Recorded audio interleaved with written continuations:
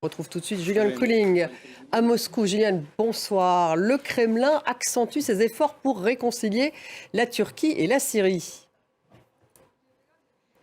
Oui, effectivement, c'était un des sujets donc, qui était prévu aujourd'hui lors des discussions, qui viennent de se terminer d'ailleurs à l'instant, et qui ont, en tout cas la rencontre entre Bachar al-Assad et Vladimir Poutine a duré pas moins de 3 heures tout de même. Effectivement, alors sur ce dossier donc entre Ankara et Damas, on sait que les relations diplomatiques sont coupées entre les deux pays depuis 2011 déjà, et le début de l'insurrection syrienne. Et donc depuis tout ce temps, eh bien, la Russie essaie de rapprocher effectivement les deux pays, qui gardent des bonnes relations, eux, avec Moscou tous les deux.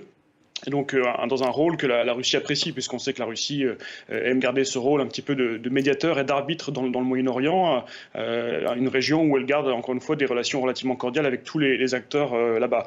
Mais effectivement, d'autres choses également au menu aujourd'hui. On sent qu'encore une fois, la Russie veut un peu montrer qu'elle n'est pas entièrement isolée. Et, en tout cas, on sait que la Russie et la Syrie sont tous les deux isolés du bloc occidental, bien sûr, mais gardent également d'autres appuis et alliés dans les pays, on va dire, du Sud, pour parler un peu vulgairement.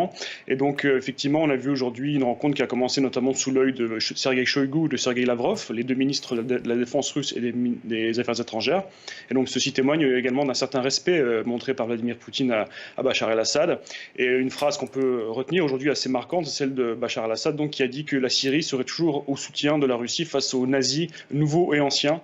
Et donc, un tacle glissé à l'Occident qui aurait, selon lui, accueilli à l'époque les nazis et désormais soutiendrait les nouveaux nazis. Bien sûr, par ça, il faut comprendre l'Ukraine.